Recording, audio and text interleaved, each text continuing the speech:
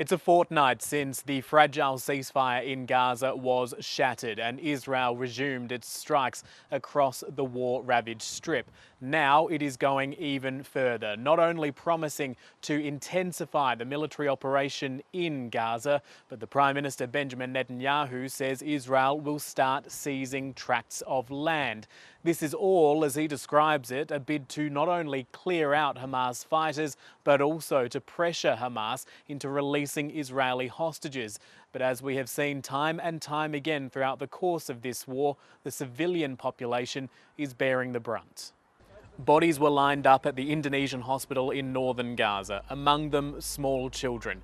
They were killed in a strike in northern Gaza, which hit a UN-run clinic in Jabalia, where people had been sheltering. The IDF says Hamas was using the clinic as a command centre, an allegation Hamas said was a blatant fabrication. Tens of thousands of Palestinians are on the move, with evacuation warnings being issued across the strip, even before the Defence Minister Israel Katz and the Prime Minister Benjamin Netanyahu made their threats. Many people having packed up their lives over and over again during the course of the now 18-month-long war.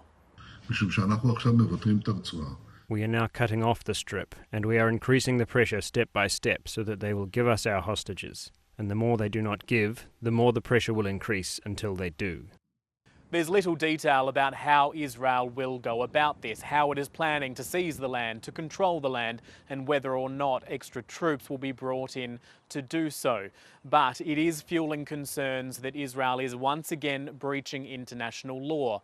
Last year, the International Court of Justice ruled that Israel's occupation of the Palestinian territories was illegal, and this move would take that one step further. Under the Geneva Convention, Israel cannot seek to seize and certainly annex the territory of lands that it is occupying. So this announcement certainly has all of the characteristics of effectively an annexation of parts of Gaza.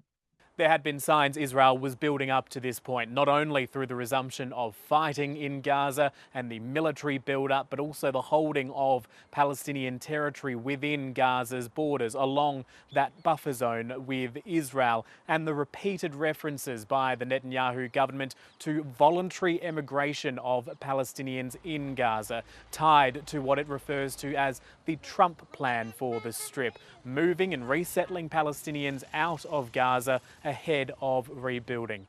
The Netanyahu government clearly sees the White House as giving it a green light for these types of operations as it tries to pressure Hamas into releasing hostages. There are 59 Israelis still held captive in Gaza. 24 are believed to still be alive. Last year, the International Court of Justice said Israel's occupation of the Palestinian territories was illegal. And while Israel hasn't detailed its fresh proposal to seize land in Gaza, the fact it says it will do so is sparking allegations it's breaching international law once more.